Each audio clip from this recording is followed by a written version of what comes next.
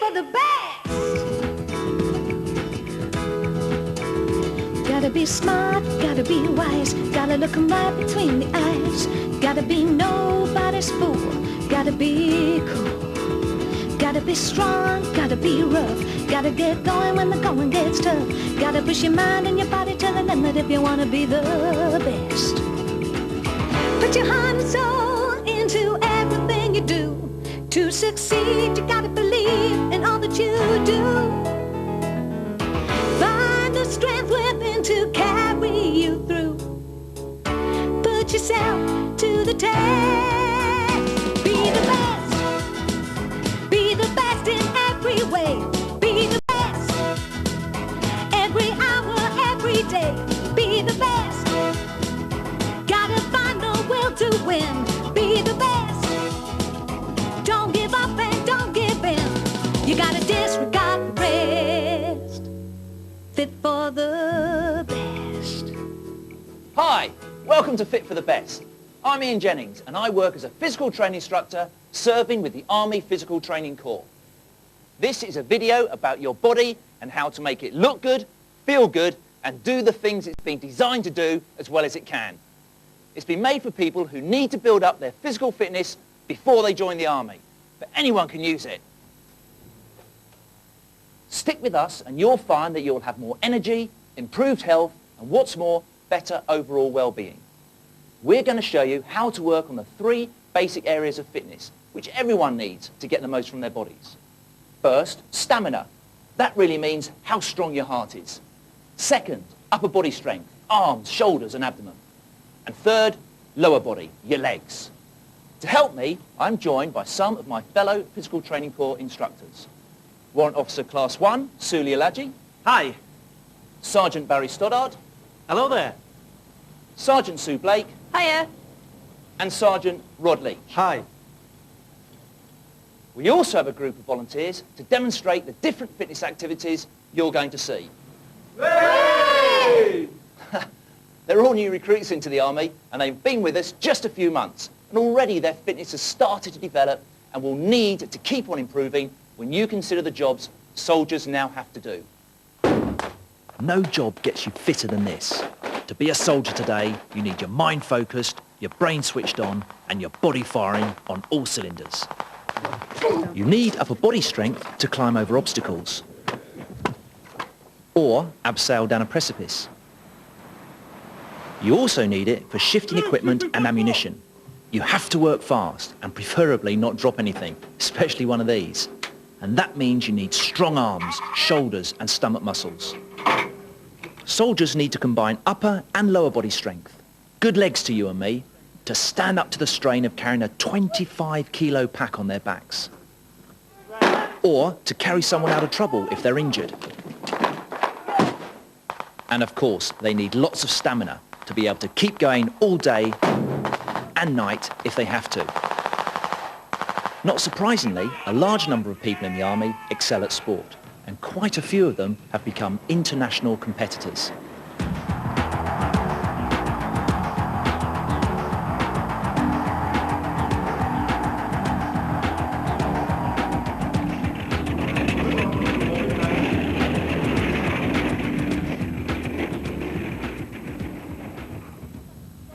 Now, equipment and kit. What are you going to need? Fortunately, getting fit doesn't cost a lot of money. We've based the locations in this video around one of our Army bases in Cyprus, but we could be anywhere in the UK, because everything you're about to see can be done with things you can find around your home. What you must have before you start is a good pair of cross trainers or purpose-built running shoes. They don't have to be the really expensive ones, but they do need a good stable, supportive sole. That's the most important part, because it helps absorb shock and prevents the jarring of your knees and spine. The other thing you need is a goal. What you're aiming at is this. These are the fitness targets that new Army recruits have to reach before they're allowed to start their basic training. If you can achieve them, you'll be in pretty reasonable shape. You'll find those targets in the goals booklet that came with the video. But you're not going to get there overnight. Getting fit is like a journey. As well as your destination, you need to know the stages along the way.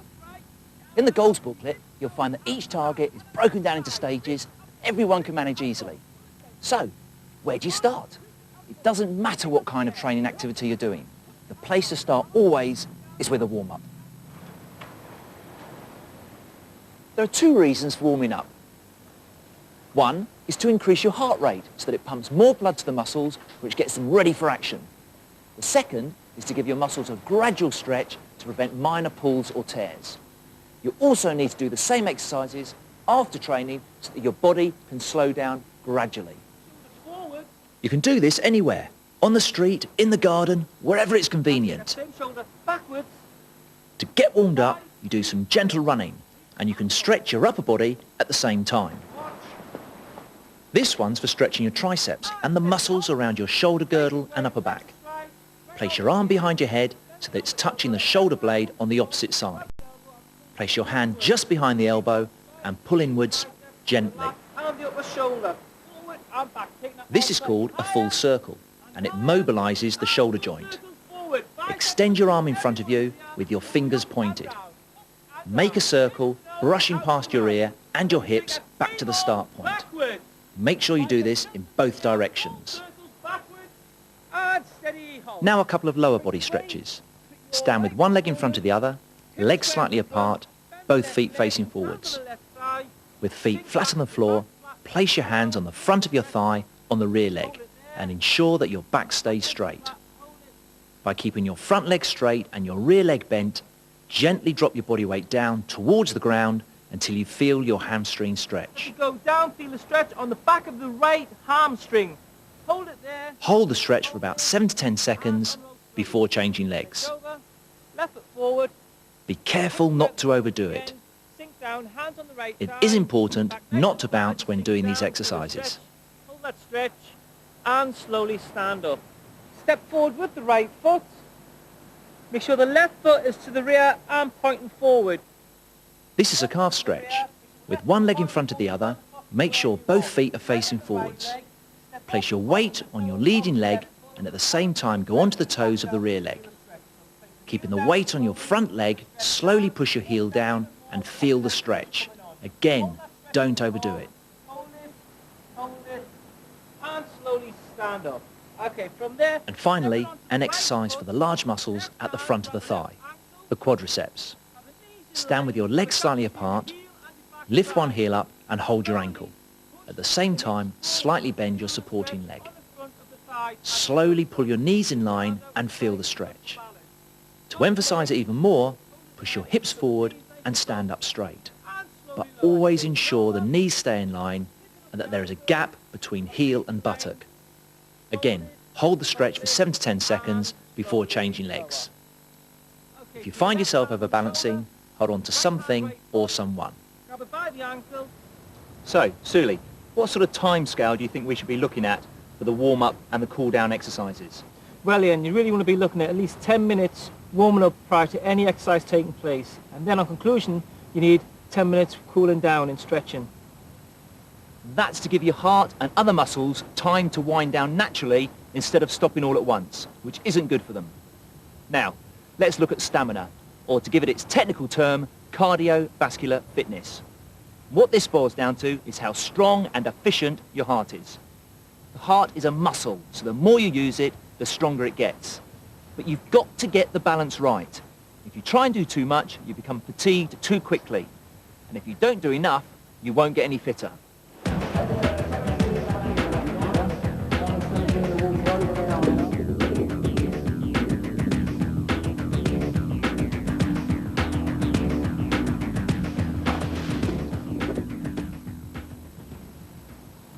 Fortunately, there's an easy way to get this right. It's based on your heart rate, the number of times your heart beats a minute. First, how not to overdo it. Take the number 220 and subtract your age. If you're 16, that gives you 204. That's your maximum theoretical heart rate. You don't want to let your heart go any faster than that. But don't worry too much about it, because in practice it's very, very difficult. But we also want to make sure we're working hard enough. Very simple. Your heart needs to be doing about 60% of its maximum. So again, if you're 16, that's just over 120 beats a minute. That's the minimum you need for your training to have any worthwhile effect on your stamina. The spread between 120 and your maximum heart rate is called the training zone, and that's where you want to be. Stamina helps you perform well at everything, including tasks that need your brain to be sharp. If you're doing something that combines physical work and mental concentration, then the fitter you are, the longer you can stay focused and have sharp reflexes. If your body's tired, your brain gets tired. If your body's fit, you stay alert longer. There are all sorts of things you can do to build up your stamina, but the simplest and easiest is to go running. You can go running anywhere, anytime. All you need are loose-fitting clothes, good running shoes, and for women, a proper sports bra. The point of going running, or of any stamina training, is to get your heart rate up into the training zone and keep it there. Remember, if you're 16, the minimum is 120, and the maximum is 204. You can work out your heart rate by taking your pulse either at your wrist or on the side of your neck. Or, if you've got one, use a heart rate monitor. What you have to do is get an accurate pulse reading as quickly as possible. Rod, how can this be achieved? Using your watch, count your pulse for 6 seconds. Multiply this number by 10, and this will give you your heart rate for the minute. This in turn will tell you whether or not you're in your training zone. If you've never done any training before, it's better to start with a combination of walking and jogging. Walk for 2 minutes, jog for 3. Check your pulse to see if it's in the training zone. If it's not, jog a bit faster. The next time you go out, increase the amount of time you walk and jog until you reach 25 minutes. The next time, do 25 minutes again, but with more jogging and less walking. The goals booklet will show you how to build up from walking and jogging to jogging and running, whilst increasing the amount of time you do by 5 minutes a week. By taking it in easy stages, you'll be amazed how far you get. If you can do that, you should have no problem in running 1.5 miles in 11 minutes 45 seconds, which is what our recruits have to do.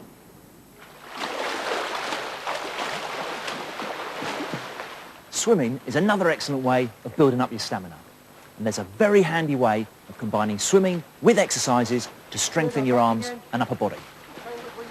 After every length or after every second width, you pull yourself out using only your arms and rest for a moment before swimming again. You build up the amount of exercise just as you would do for running. You can also time yourself across widths or lengths and swim them even faster and reduce the resting time. 2 other excellent ways of building up your stamina are cycling and rowing. What all the exercises we've seen have in common is that they make your body work steadily, and that in turn is what makes your heart get gradually stronger. Ideally, you should do 3 or 4 sessions a week, leaving a day in between each one for your body to recover. We'll hear more about recovery in a minute, but first let's move on to upper body strength.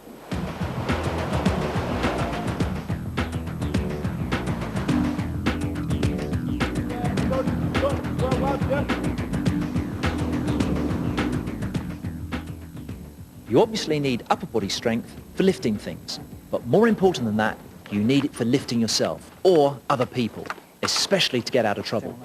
For example, could you pull yourself over a wall or climb up a rope if your life depended on it? Could you carry a mate if he's broken his leg or if you were trying to get out of a burning house? Sounds scary, but it shows that upper body strength is not just about preening your biceps.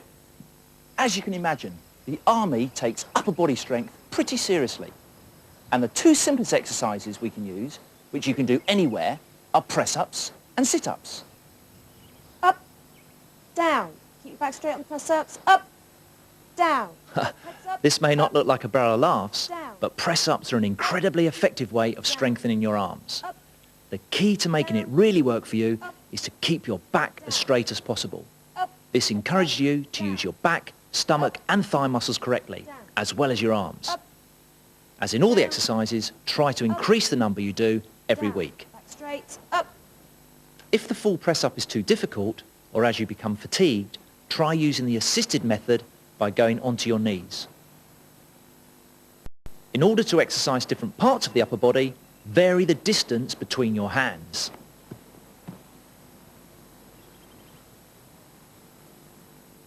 This is called a tricep dip. Feet on the ground, hands on the chair, and push up. If you fancy a bit of weightlifting, you don't have to buy expensive kit. 2 bottles filled with water or sand, and you've got a homemade dumbbell that you can set to any weight you like. This is exercising the bicep muscle of the upper arm. Stand with your legs shoulder width apart, bend your arm steadily through 90 degrees towards your shoulder. Okay, and feet flat on the ground, hands across the chest. For strengthening your stomach muscles, it's hard to beat the well-known sit-up. Good. Keeping your feet flat on the floor, legs bent, place your hands across your chest. Exhale as you sit up, ensuring that you keep your hips on the floor. Up. Start with 5 and build up to 10, then 15, then 20. This is not only strengthening and toning the muscles, it's also helping you to develop a good posture for your spine. 90 degrees and down. Good. These are called alternate leg raises. And down. Prop yourself up on your elbows, legs straight. And down. Then raise one leg off the floor, lower it, and raise the other one in a continuous action. Start with 10 on each leg and build up in increments of 5. And down. Up Ensure you don't lean back whilst doing the exercise. and down. And up This exercise is for your lower back. It's called a dorsal raise. and down. Lying flat on your stomach, And up. arms by your side, slowly raise your shoulders and chest off the ground. Hold momentarily before slowly returning to the starting position. Ensure that throughout the exercise, you keep your backside relaxed. And down. And up. Good. Down and up. And steady. Halt. So Sue, what's the most important thing to remember when doing these exercises? Well, the most important thing is to do the exercises correctly and then try and build up the number of repetitions steadily. How often do you think we should be working each body part? I would say 2 to 3 times a week. Just as with your stamina training, you build these exercises up in easy stages, and that's all explained in the goals booklet. Keep your elbows in. It's also very important that you allow a rest period between each session of exercise. The reason is that when you train, you are asking your body to do more than it usually would. It's actually while you rest and recover that the body responds by adapting the muscles to cope with the new workload. That is how you get fitter and stronger. Something else that's very important is that you eat the right food. There's not a lot of point in training hard to look good and then ruining it by eating and drinking too much of the wrong stuff. The first thing to realise is that the human body is incredibly economical. It doesn't need a lot of food. Believe it or not, all the average adult male needs to get through one day without any particular strenuous activity is 2,500 calories. Women need even less, but for both sexes, the important thing is to get the balance right between carbohydrates, protein and fat. Ideally, about 74% of your diet should be carbohydrate. That's things like pasta, rice, bread and potatoes. About 15% should be protein. That's chicken, fish, beans, lean meat and eggs. And roughly 11% should be fat, which can be found in most dairy products. The trouble is that most of us eat too much fat, and it's easy to see why.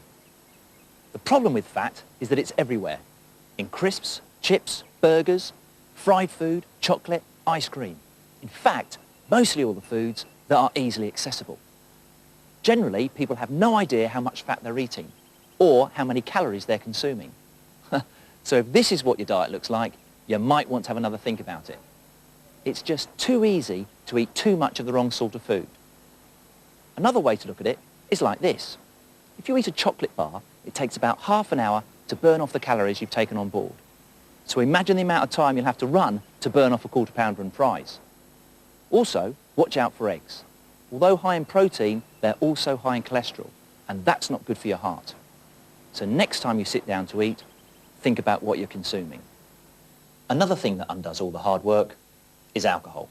It's deposited in your body as fat, and it also dehydrates you. Never ever drink alcohol before or just after an exercise session. Stick to water and lots of it. Cheers. The other big no-no, of course, is these. Cigarettes carry a government health warning about cancer, and they may also clog up your arteries. Smoking restricts the blood to your muscles, which can lead to heart disease. Not nice at all. And now, last but not least, lower body strength. Have your legs got what it takes?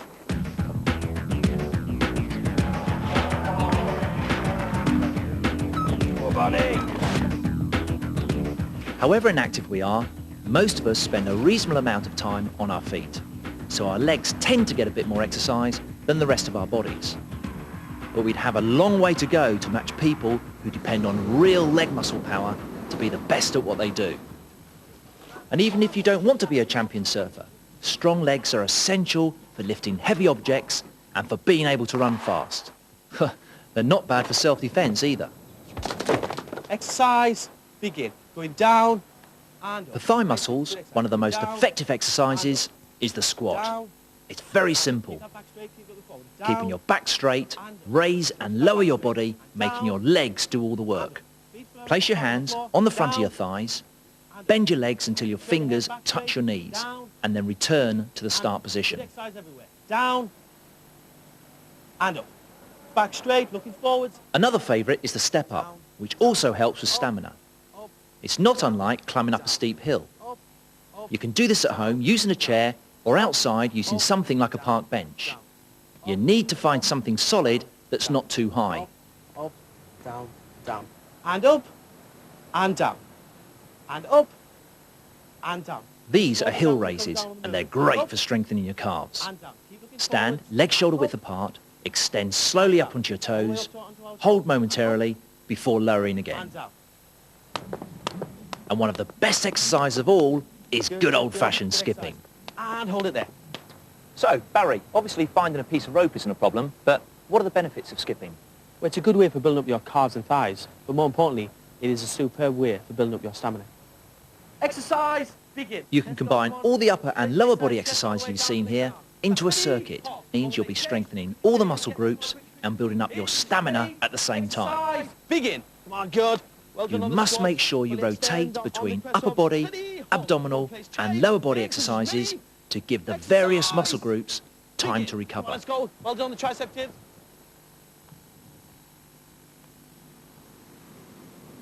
And that's just about it, except for one last thing. Nearly everybody agrees that it's a good thing to be fit, and so it's worth making an effort. But that's in theory.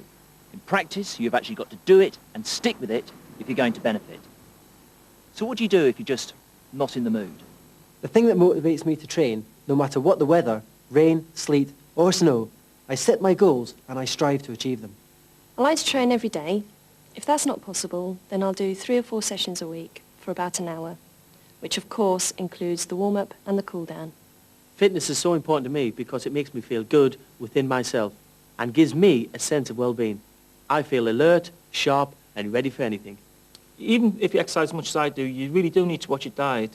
You can look at it like if you drive a Rolls Royce and you put diesel in it, something's going to give and it's going to be engine trouble, so of course you have to watch your diet. And now it really is up to you. Give it a go. Put in a bit of work and you'll be amazed at the payback. Guaranteed. So get stuck in, read the booklet and prepare to be... fit for the best! Good luck. Body to the limit, you gotta push your mind and your body to the limit.